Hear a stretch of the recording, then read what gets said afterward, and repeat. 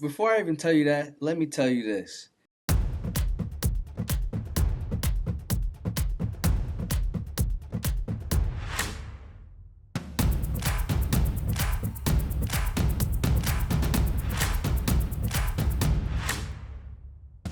One of the real reasons why I believe that I even started playing drums is because of my dad, who's not even a drummer. You're obviously having a lot of success in drumming. Yeah. Why would you do anything else? Okay, I'll tell you why. This is a legendary story. All right, so let's start from the beginning. Born in Rochester, New York, was music a part of your life at an early age? Absolutely. Man, I grew up in the church. So as a kid, like I'm talking like 2 years old, I always had like these two pencils in my hands beating on the pews at church. There was one time where this is a legendary story. I just heard about it too. Like we were on our way to church. I was crying so hard because I left my pencils at home. My parents had to turn around and get those pencils because I have to be playing while the drummer's playing at church. So yeah, it's a part of my life. So you would mimic what was going on during the service? Is that what you're saying with the I pencils? guess so. I was like 1 year old. I don't know what I was doing. I was doing something. Yeah, that's awesome. So there's a rumor that you got your first drum set at the age of 2. Is there any truth to that story? Absolutely, yeah. Still, I remember it. Like I don't think I might have one picture of it, but it was like this blue, dark blue crushed glass drum set with like like the older drum sets that had like a little strap on the inside of the top, Yeah. like just a little white strip on the inside, like some type of cloth. I wasn't even big enough to like reach the foot pedal, so they had to get like styrofoam blocks for me to step on that to make the foot pedal move.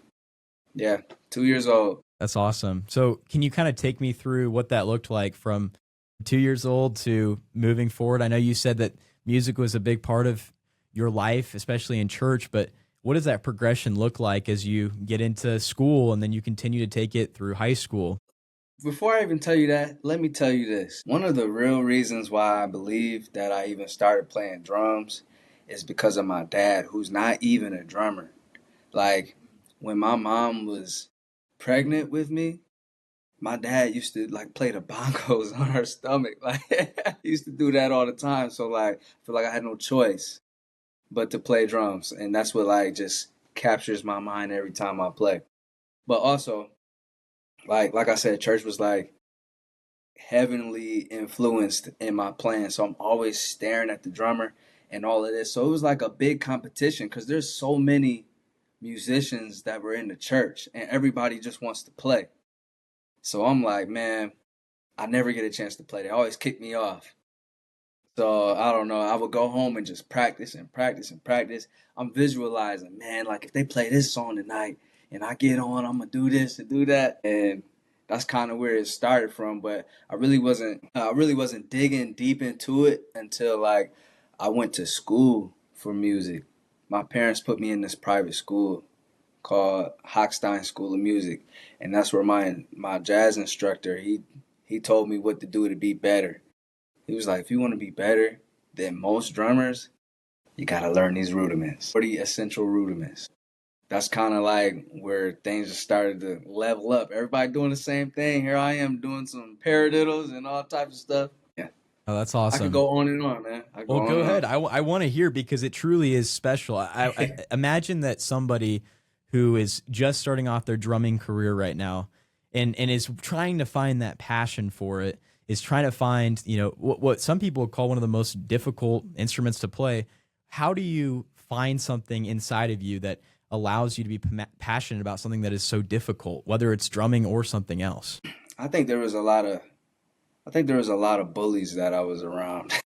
Honestly, like I remember one time I was in the bathroom and I heard some people. I was in the stall. I heard some people talking about me. Man, Jerome suck on drums. He's trash, stuff like that. And I was like, I'm just in the bathroom, like, okay, yeah, I'm gonna show you. I go home and practice, and it would like it would get to the point where I was just like practicing like 4 or 5 hours a day. And plus, at the time I'm in Rochester, New York. There's nothing to do outside. It's snowing. There's nothing to do. You either watching TV or you in the basement playing or you outside getting in some trouble. So I'm like, I'm just gonna practice. And I've had other people say crazy stuff to me. Like somebody told me I was never gonna make it out of Rochester. Like some crazy stuff, man. I'm like, that's motivation. Yeah. So yeah. Well, I know you've talked about that in the past. What is that? You said something about naysayers. What is that motivation that kind of puts fire behind you? I know you're not doing it because of specific people now. You're on a bigger mission, but I'm curious, what fueled that motivation, and how do you view those people now that are saying that, yeah, he's not as good? There's people that are saying things, if they are negative about your drumming. What does that do for you? Does that create a fire, or you just say, I'm not going to listen to that? Yeah, it does a little bit of both. Like you can't focus on it too much, but it definitely is motivation. Like I could see like the drum toms turning into people's faces, hitting the stick like, oh yeah, you gonna get it. All types of stuff, man. But yeah, like sometimes you need that fire lit up in you to keep pushing because honestly, I think my goals are bigger than people even imagine. They probably think, oh, he wanna do and want to go and get some gig and stuff like that. Like that's like the starting point. That's where I'm starting at. Like where I'm really trying to go is like a whole nother thing. Yeah, that's awesome. Well, I want to move into that, but I want to stay in your childhood for just a moment before we move on to Yes, that. sir. What is the earliest memory that you have that just shaped you into who you are today? It's a lot easier when you're looking back at my age to think of those moments that changed my perspective on something, that motivated me to something. And you've already alluded to a few stories, but is there just a moment that you remember that just kind of was a turning point early in your life that you just thought, wow, my father is a drummer even though he's not, or something that your mother said, something that was early on that kind of was the turning point early in your life that led you to this career? You know, I started seeing some of the drummers that I looked up to. They had certain patterns that they would do. Like the biggest pattern was they would move. They would leave out of the city because musically, like there's just like you can't get past a certain level in this city. They would move and they would go play for like a major artist, and I'm still in school. Like I guess I probably gotta move to make something happen. So that's probably like the major turning point. Seeing other drummers that I looked up to like really do something. I'm talking like they're on TV. I'm sitting at home watching them. Like he was just at my church like 2 weeks ago. Like it's crazy. Yeah.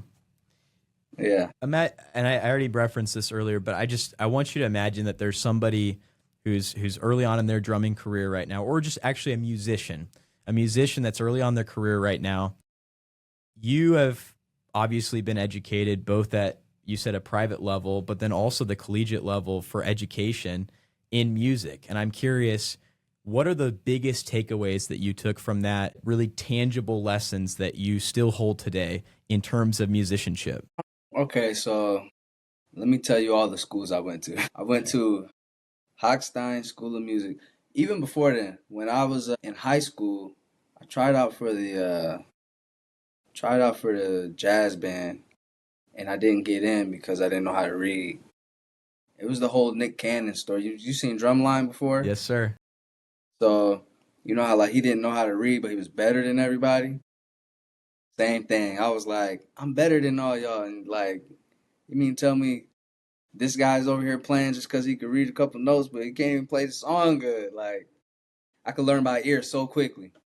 So that's one school, but that didn't work out. So that's when my parents put me in the Hochstein School of Music. Then I also went to MCC, Monroe Community College, where I got my degree in music performance.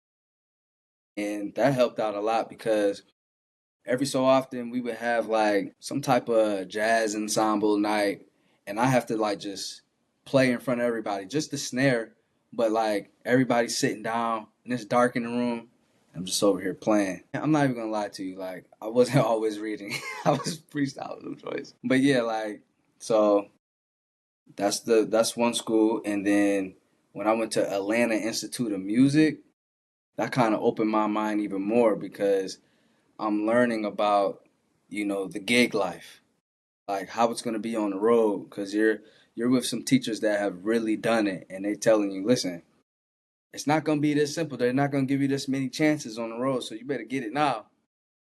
Like lessons like that, like those are the best lessons. Like the real experience, really being thrown in the fire. Yeah, you're gonna learn a whole lot for sure. Well, yeah, I mean, being thrown in the fire means that you're going to fail, right? I mean, there's going to be moments that I mean, you're not perfect. Nobody is. So there's moments that you fail. Is there a specific moment that you remember, you having a failure and you still remember that to this day as a moment? Man, yes. I had a show where I almost cried after the show, man. Like somebody had to like grab my shoulder. You all right? I was like, yeah, yeah, I'm fine. It was so bad because like I don't know, there was something going on with the laptop. We weren't using Ableton back then. It was probably like Pro Tools or something. When you know how like you got the click track, 1, 2, 3, 4, but it's just the click. It was no counting, so it's like doop doop doop doop doop. So whoever made the session didn't separate the clicks into the next song. So it's like click click click click click, click, and it just threw me off so bad, like every time. And I was just like coming backwards every single song to the point where I was just like I was on stage, like you could just feel everything just like, oh my goodness, like everything's in slow motion now. I was like, I can't believe this is happening. I remember exactly the city I was in. I was in Baltimore, Maryland. We were outside at a festival, and I'm just playing backwards every song. And I was like, this sucks, man. And after that show, I was just like packing my stuff up, and I was just fighting it. Like, I'm like, man, I'm about to cry, man. Don't cry. And somebody grab my shoulder. You hard? Yeah, yeah, yeah. I'm good. I'm good. Crazy. So you mentioned it there, but it's a difficult path sometimes being on the road, right? I mean, can you just kind of, for somebody who's not on that train all the time, on those buses that are going from city to city or flying, can you kind of just bring us in there, give us a perspective what it looks like to be a traveling artist, what it looks like for you early in your career and now when you have some pretty significant and pretty awesome gigs? Yeah, well, everything depends on the artist too. So like the vibe of the artist is how you're gonna, you know, live on the road. So some gigs it could be fabulous. Some gigs it can be, a little rough. Like, oh, you don't really care about certain things. Okay. You know what I'm saying? Like, but I say my first gig was like it was a shocker. I didn't know how it really worked. I'm just thinking like, hey, just get on the road, do the show, come back home. Nah, they had a hotel for you and food and all types of stuff. You getting dressed up so you can perform in a whole bunch of people. You're behind the curtain and the curtain slides open. Like I wasn't used to none of that. Nobody told me any of that was gonna happen. So I'm like, this is a big deal. Yeah. Then at this point now, you said it switches all the time, but I guess, yeah, what was that moment? I mean, this is a big deal. And then I'm assuming it gets one upped all the time, yeah? Yeah, depending on the artist. Like if you got a legit artist, like yeah, the money is gonna increase. The food is gonna taste better. All types of stuff. Like, hey, Okay, that's just part of it. yeah, that's awesome. Okay, so if you don't mind sharing, what is the coolest experience that you've had on tour in terms of who you're working with and the different things that you got to do? Oh yeah, yeah, yeah, yeah. I think I've told Crowder this already. My favorite gig has been when we went to Disney World. That was crazy. Cause of course we had to play, but it was like so much going on with like the rides. Like they gave us like premium passes so we could skip the lines. And you been to Disney World before? I have, yes. So you know how like you can't just go to like Magic Kingdom and then somewhere else. Like, it's kind of difficult to do that. Like, you need like a special type of pass to even go to certain things. So we got the pass to go to one spot to another spot, and then we could skip all the lines. And I'm like, yo, I was riding all the rides, and I hate roller coasters. I was on roller coasters. I'm like, I have to do this. So that has nothing to do with playing, but like those are the perks that comes with gigging, you know? Exactly. Exactly. Hawaii, when I went to Hawaii, that was great. I was like, I didn't know when I was gonna go to Hawaii. Now I'm playing drums in Hawaii. I think when I went to where did I go? South Korea. I went there before, not with Crowder, somebody else, but like I'm like, these are experiences that people pay thousands of dollars for, and I'm getting to see them for free. Right. I've got to see that in my career a little bit, that when you really put the time in early and you put all your passion into being the best that you possibly can be, some of the things that you would love to do as a hobby or as for fun kind of intermingle their way through what you've done and through what you're trying to do. And so I'm curious if you've seen that throughout your career and how that's impacted you as you start to do really cool stuff like that. Yeah, my passport looks crazy. That's number one. So bragging rights, like, and the fact that you can have like different conversations with, certain people that they may have traveled the world, but they spending their own dime, and you can just relate to it so casually, and they're like, "How do you know about that?" Come on, man, I've been to Paris, man. Come on, you know. Bragging rights. That's perfect. Yeah, I think I answered the question right. I'm not No, sure. that's perfect. That's perfect. And that's what I'm looking at. And I told you before the show, but I want this show to be something that is educational for the people that are watching, because I believe that there is, as a college student, there are great ways to learn. One of those is Hmm. sitting in a class, and one of those is talking to somebody who has been there, done that. And you've have one of the most successful careers in drumming, and we want to, as a listeners, and I say we because it's not just the people listening to this, it's me as well. I want to learn from you and your time working at your craft. So speaking generally, you've spent a lot of time drumming. You told us about the roots, the beginning. What do you think makes you and helps you aspire to be one of the best and make you, you said motivation earlier, but it's hard for me to fully put in words what I feel when I'm doing what I love. And I have a feeling that that's the case for you. So I'm curious, what does that look like? Also, it has something to do with the people that you're around. So I try to circle myself circle myself around people that really live for this.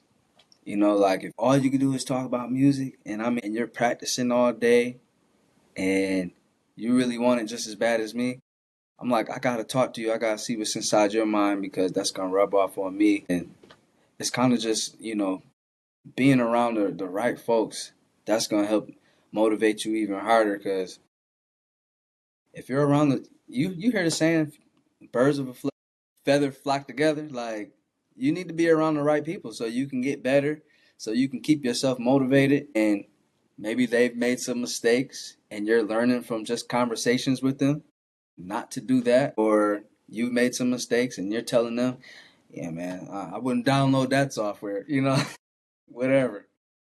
Certain things like that. That's what really keeps me going, to be honest. So surround yourself with the right people. That leads perfectly into my next question about mentors. How much stock do you put into mentors, not only in the terms of being a musician, but as a person as well? How much does that value to you? Having the right mentors is pretty important.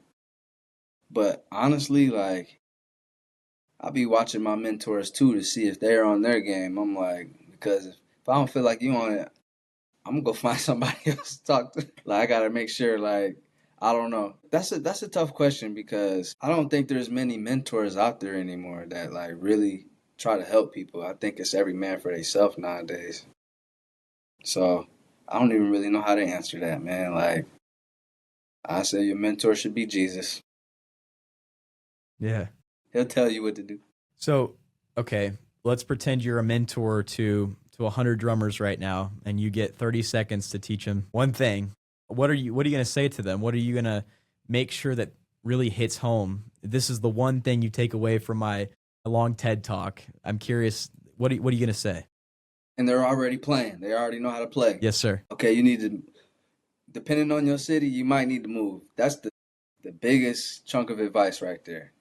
If you're in this little hit town city and you're trying to do some big time stuff, like even though there's Instagram and YouTube and all that and people can find you, like a lot of times I've gotten calls like, "Hey, where you at? We need somebody in the next hour.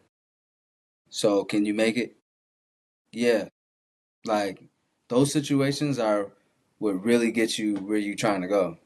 So I say move out of that little hit town, get to a major city. I know it might be tough because jobs and bills and all that stuff, but if you really want it, you gotta move. I had to move. I hit somebody up on MySpace one time. That's how old I am. MySpace. I hit somebody up on MySpace and was like, "Man, how do I get gigs?" That was my question. And he knew where I was living. He was like, "You gotta move." And he was living in LA. He was like, you just gotta move to a bigger city. Like New York City, Atlanta, LA. Those are like the three top spots to me. So New York and LA, those are obviously two of the biggest cities in the United States. Why Atlanta? Why is that the third one for you? Got a lot of family in South Carolina. My mom is from South Carolina. So half my family is there. My mom's from South Carolina. Half my family is in South Carolina, like an hour away. Also, I have an aunt that lives like two exits away from me. And I've been to Atlanta so many times. So it kind of was just like, seemed comfortable and it's more affordable than New York City and LA. I think you know that. Like them cities are crazy. Like they spending like 5 grand for a one bedroom with just a toilet and no garbage disposal. Like what?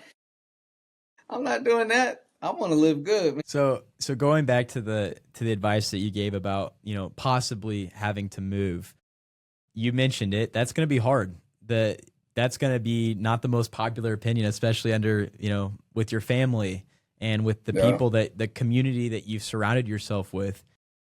Can you give some encouragement, some just compassionate advice to somebody who's mulling that over right now, considering the opportunities that might be in another city, and what they should do to prepare for that possible decision? Well, if it's too hard for you, you can always move back home. If your parents love you enough, you can always move back. So, but you gotta at least try because regret is something that you don't want. And I don't want any regrets in my life. I want to be 95 years old. Like, yeah, I did everything I wanted to do. You know what I'm saying? Musically, all of that. I did everything. So you just don't want to regret. It might be scary. Man, when I first moved to Atlanta, I was nervous. I was 21 and I stayed with my aunt for like a year and then ended up winning the drum off right there. And that's what gave me some money to be able to stay.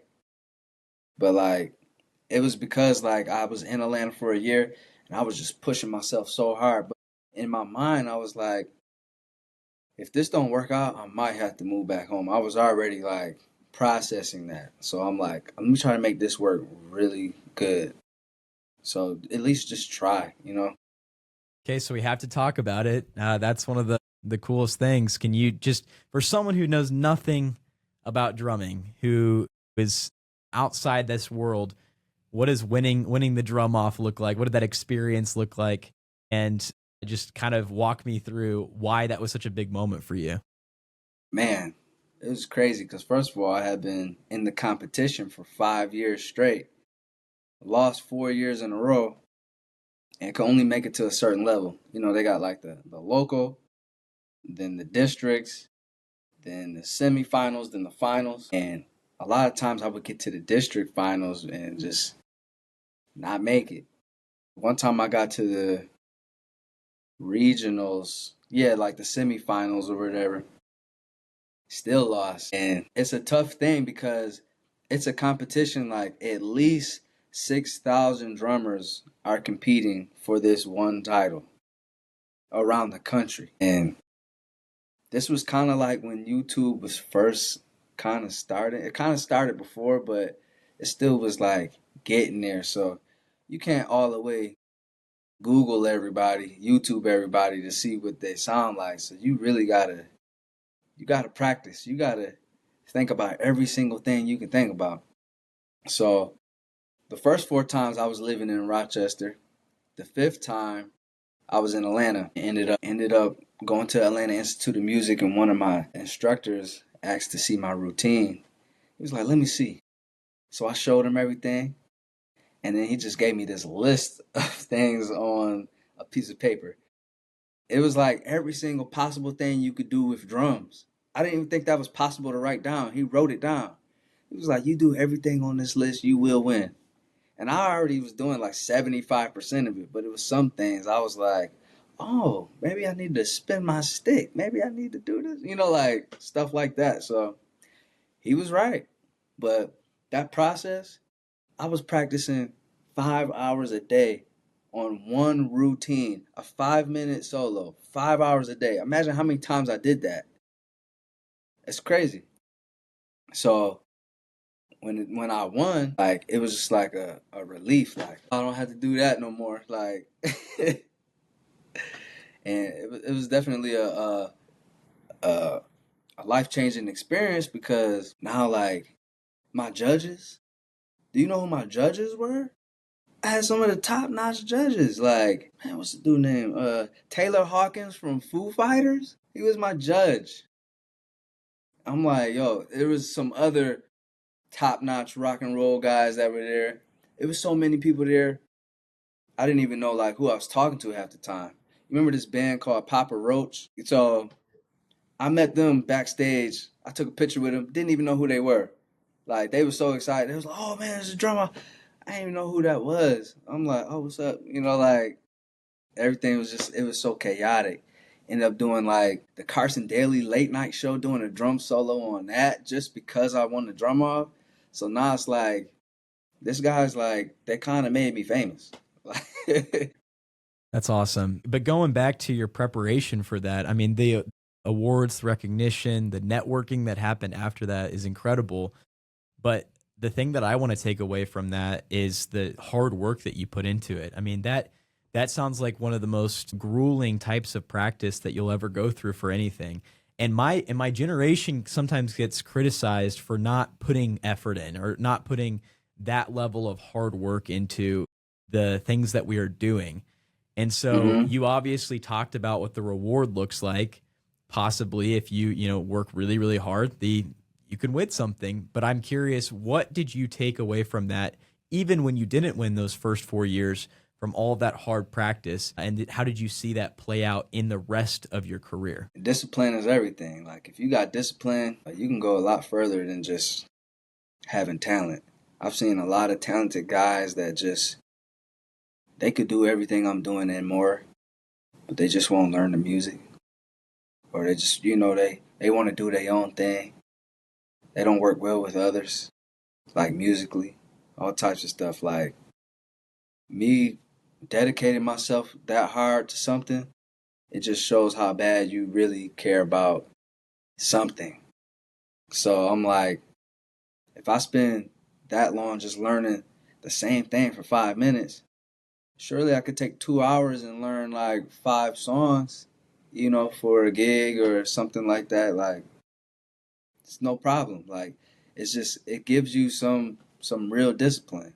And also I think it's probably like I said earlier, it's the people that you hang around. If you hang around people that, just work hard at what they really love, it's gonna rub off on you because you're gonna call them one day because you're bored. Hey, what's up, man? I'm busy. I'm working. Okay, so what are you gonna do? Are you gonna go watch TV or are you gonna go work? Because they're gonna surpass you, and then they're not gonna want to hang around you. Yeah. That's good. That's good stuff. Wait, let's look to the future a little bit. Without being too philosophical, I'm just curious from your perspective, what do you think the future, specifically the next 5 years, 5 to 10 years looks like for the music industry? Do you see it headed in a positive direction? The biggest thing I see is it's branching out. You know, that's just kind of a musical thing, right? It's always branching out in all these subcategories. But from your perspective, from what you've seen, what does this future of this entire industry kind of look like, the way that you see it going? Man, it seems like it changes like every month, to be honest.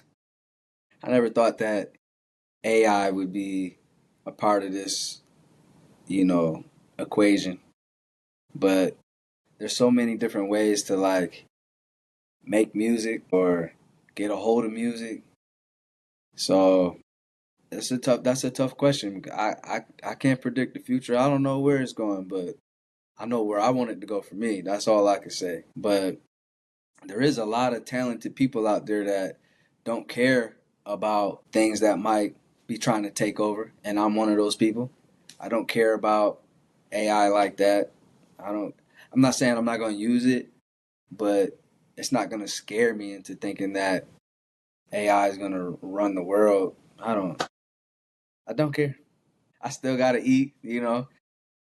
So, I don't know. That's a tough question. What would you like the music industry to look like in 5 to 10 years? What are the things that right now you don't sit well with and that you would hope would change? Okay, I don't like how I put so much energy into making music and I have to give it away for free. Like I'm giving you a piece of me and I literally have to like just upload it and you get to stream it for little or nothing. $10 a month. You get to stream every song in the world.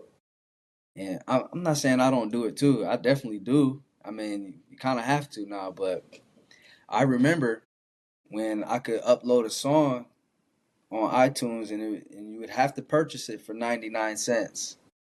And I got enough people where I can make like $900 or something. So I was like, man, just one song made me $900. Now I feel like I'm spending $900 for people to listen. I needed to go back. So just come on, come back.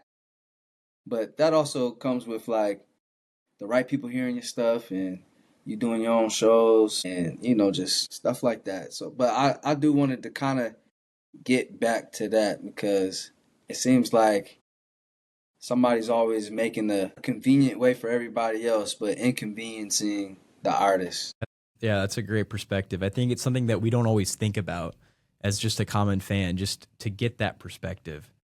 These last three questions are a little bit unique, and I want it to be something that I constantly bring up with people because once again, I want I want to view you as a mentor for all the people that are listening, including myself, because you have the experience. You have more experience than us in life, obviously in drumming and rapping, but you've got more experience than us, and so I want you to just be authentic in a sense of share what you know. And this question is, how do you want to be remembered?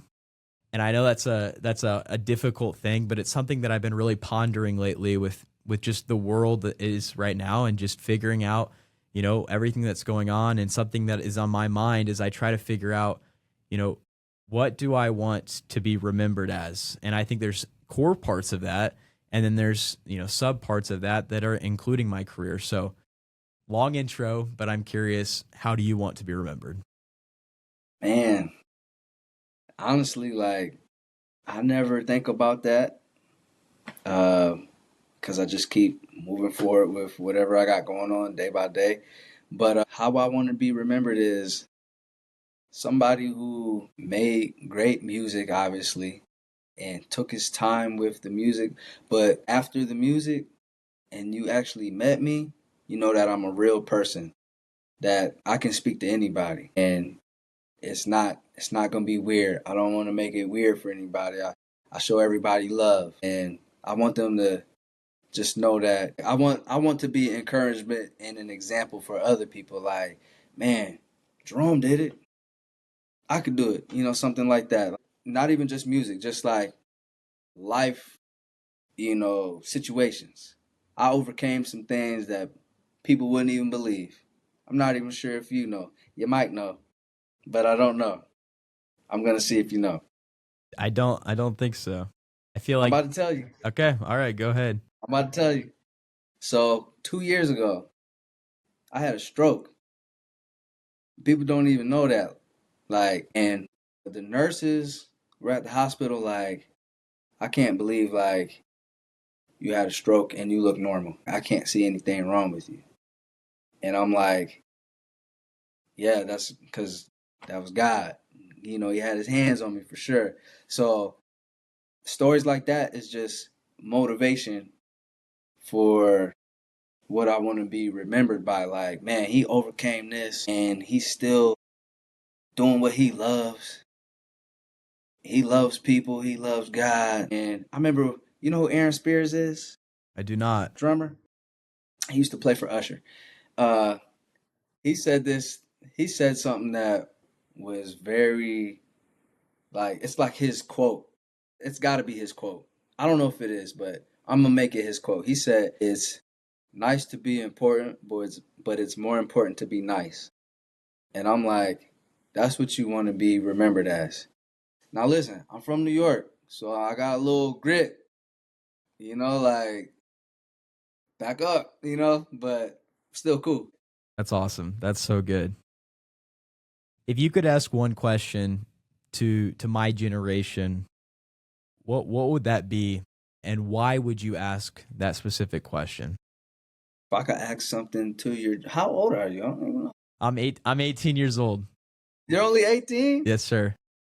Oh my goodness. So the college age, high school age, I'm just curious from your perspective as you look at my generation, what is a question or even a challenge, if you would rather, to my generation as we kind of look at a different perspective than the people that are older and younger than us. How would you challenge someone who is young in their career, that is looking to have success like you've had in your career? What would you challenge them to do? Whether it's drumming or, for me, journalism or something else, what would you challenge them to make sure that they keep at the forefront of their minds? I guess I would challenge you to think about what's something that you really love. Whatever you really love, make sure that you're pursuing that. Of course, you're gonna need a job. You gotta get some money and stuff like that. Make sure that that's your. Are you making sure that that's your focus? The doing the things that you really love, because you can be overly consumed with other people's companies and businesses that you just watch your life just disappear. And now you're 55, 60, and all your job gave you was a watch. Like what are you doing to make sure that you're doing the thing that you love? I guess that's the question that I would ask. That's good. And then finally, is there a quote that you've taken? Is there something that somebody said to you? Something overall that you just it's stayed with you that you'd like to share with us that has just really stuck with you? There's something that I said one time, and somebody reminded me that I said it because there's a lot of people that know me from winning the drum off and all that stuff. So they'll see all the followers and be like, "Man, you doing it? You big time." And my quote was, "What good is you know all the fame if you don't have the money?" That's what I was thinking. I'm like, so make sure that make sure that things are in order. Like, don't just chase one thing. Like, make sure that this is level. That could be with any situation. It don't just have to be fame and money. But like, make sure you're headed towards the right direction. It's a lot of people that got fame, they're living in a car or don't have a car. I know some people personally. Not gonna say their names, but you know what I'm saying. So that's my quote, but I quote scriptures. I'm not gonna lie, from the Bible. That's what I do. Is there one that's stuck with you consistently, daily, that you use as motivation? Yep. My favorite scripture is Matthew 6:33. Seek ye first the kingdom of God and his righteousness, and all these things will be added unto you. And that's pretty much what I'm saying, like, just make sure that you're thinking about the right thing when you're headed to the path that you really want to be. So you keep God first, and He'll get you where you're supposed to be. Not always where you want to be. You might want to be right here. You see, I'm off screen. You might want to be right there, but He got you right there on screen where you're supposed to be. That's the best quote to me. Like, I love that scripture. You're obviously having a lot of success in drumming. Yeah. Why would you do anything else? Okay.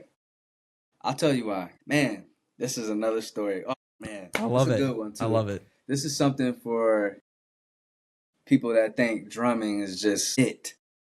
It ain't just it. It can't be. I had a session with this artist named Music Soul Child. He's like a big brother to me. Remember when I told you I went to South Korea? I went to South Korea with Music Soul Child. So we had this studio session. We've made albums, like albums in the studio. And this dude told me, I asked him a question. I said, man, there's an artist that is only paying his band 1% of what he makes. And why do artists do that?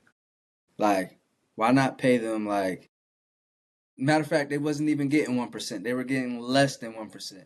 Like, why so low?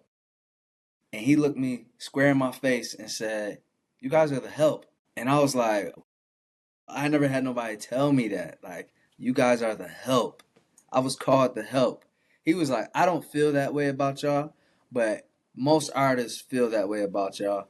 And it's the truth because you can be replaced the next day. So the only way preventing getting replaced is being the artist. So that's number one. And so I started a rock band, Floodgate. That was a rock band. And I just couldn't get things together with people. Everybody's on different pages. So I had to go solo. And I'm like, I always used to crack this joke. If all else fails, I'm a rap. I used to just say that joking around. And turns out that I really had to rap. And so I started rapping. Like, the band was done with. So I started rapping, but it was just about anything. It wasn't Christian rap or nothing like that.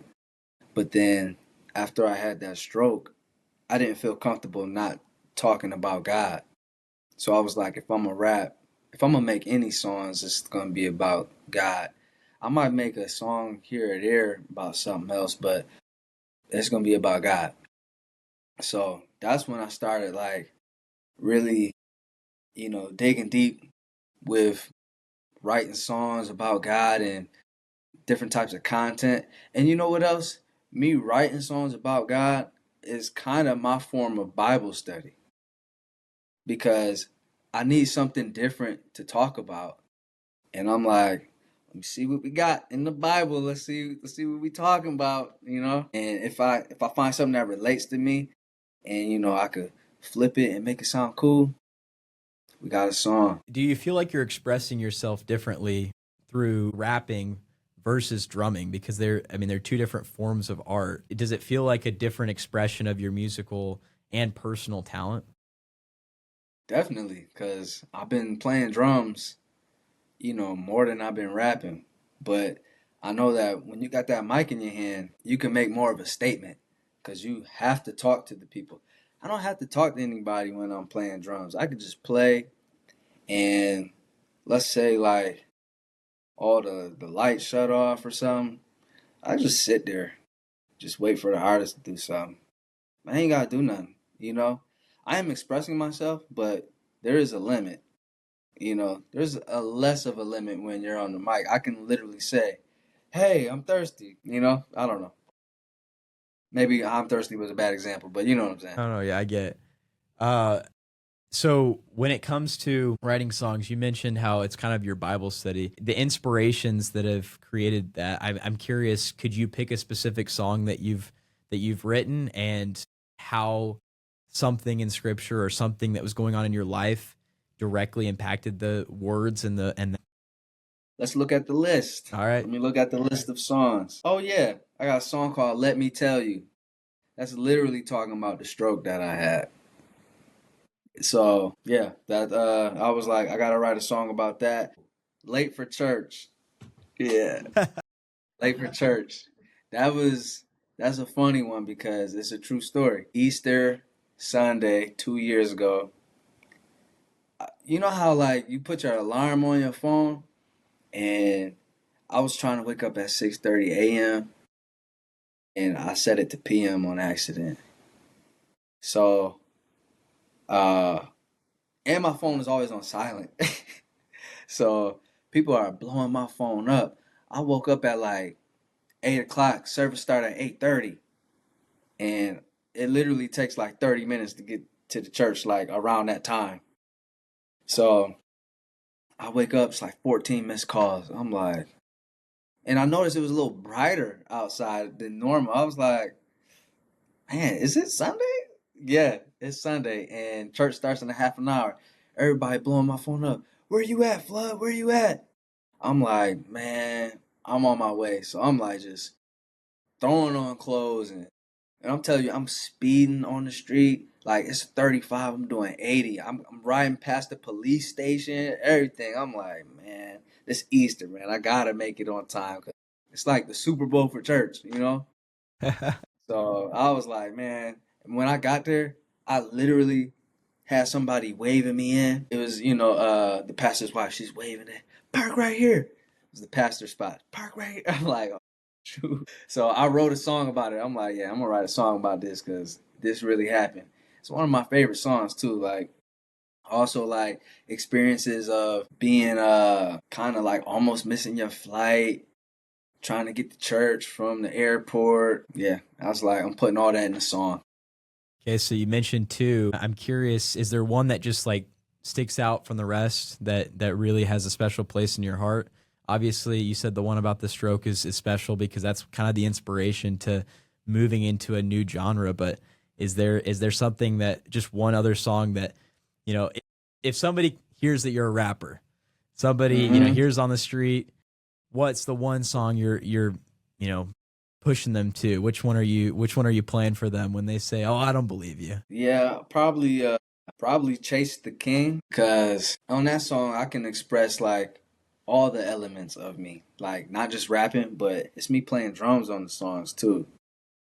And then it's heavy rock, so they're already fascinated. Like, whoa, like this is I didn't expect it to be that heavy. And then I'm kind of like rap singing on that song, so they're like, "That's your voice," and that's a whole nother thing because my voice don't sound like how I sound on the records. It's like higher pitched. It's more like gritty. They're like, "That's not you." That I always get that statement. "That's not you." I'm like, "Yo, that's me, man." But that's kind of what I look for. I look for like, what song can I show them that's gonna have them like, "Who is that? That's not you." But those are the songs that are kind of closest to me. Not like any deep spiritual thing, but yeah. So from what you're allowed to say, what's the future look like with that? Do you have projects coming up? Are you working on stuff? Is there I got a song dropping tomorrow, man. Well, this will be released. This will be released in a week and a half, but I want to promote that. So what is this song that now people can go listen to? But what is this song, and what's the story behind it? The song is called Viva La Fiesta, party. It's a party song, but it's a party song for Christians. And I got my friend Kaz who's rapping on the second verse.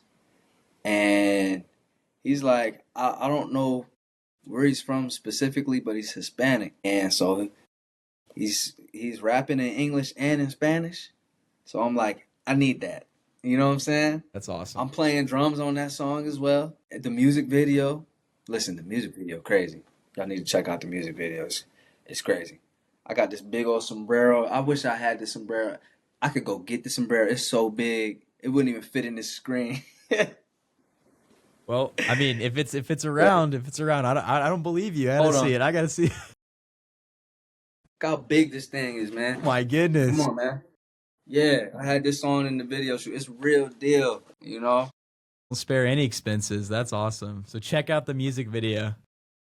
Yes, sir. That's awesome. That's super cool.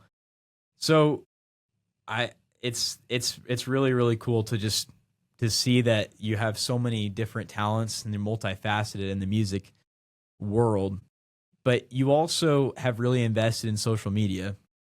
You mentioned it earlier about the following that you have, but but even before the following, why is it important for you to post videos of you drumming, to talk about your rapping, to be active on social media? Why is that so important, or is it important to you? It is important. You have to like, you gotta let people know what's going on. You know, like they're not just gonna stumble across your music. You have to like tell them, hey, watch this. Even though Instagram gets on my nerves. And I'm gonna tell you why, because the algorithm stuff is just like so annoying. How you can have over 100,000 followers and then get like 50 likes, and I'm like, that doesn't make sense to me. But you know, that's why I make videos for my songs and stuff. So at least I'll be like, go watch the YouTube video, and I can monitor like, okay, I got 1,000 views on that versus 50 likes on Instagram. Like YouTube seems a little more open up about that. This might help too. Oh yeah. That's awesome. It's real deal too. That's metal. You went to, WWE belt, man. what's the story behind that? Is it just a impulse purchase or did you get it from somebody? My song that I made, the last song that came out last month, is called Ric Flair. Just a old school wrestler that's like, all he does is like he slap people in the chest and be like, woo, something like that, right? So I was on tour with Toby Mac, and he handed some fan a mic, and the dude just kept saying, woo, woo. I was like, I'm gonna make a song like that. I don't know how I'm gonna do it yet, but I'm gonna do it.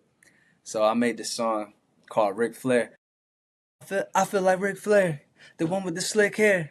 I feel like Ric Flair. Yeah, yeah. Holy Ghost got me like, woo, something like that. That's so good. That's so Then I had good. to buy the belt. Then I had to rent a boxing ring, and I had to have a match. I had a match with this 93-inch teddy bear that I found on Facebook Marketplace. The bear was so freaking huge. Like, you might have to look that up. Like, it's crazy. Like, I do some abstract stuff with my music, not gonna lie. That's awesome. I'm gonna have to go find that video. We're Yeah, gonna Ric click on Flair. it. Looking 10 years in the future in terms of, your music career, what is the best version of Jerome look like in 10 years from now? Okay, so I'm 39. That means I'll be 49. Man, 10 years old. Shoot. I'm gonna be on stage performing uh my own music. There's gonna be a band behind me, and I'm still gonna play. I'm gonna play as well. That's what it looks like. This stadiums. I'll do theaters too because I like the vibe. I literally could see myself rapping, looking to the side, see my family over there on side stage. Go, go, go. You know, I can see all that. Yup.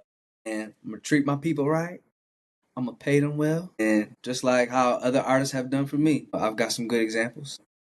I'm gonna just keep that going and be able to provide jobs for other people, and take care of myself and make sure that we all can just eat good and travel the world, and I'll be able to take my family wherever I want to take them without asking anybody. I can be like, hey, you want to go to I don't know, you want to go to Africa, you want to go to London, let's go. Yeah, That's super that's what it awesome. looks like. And I believe it Yeah. too. I know it's gonna happen.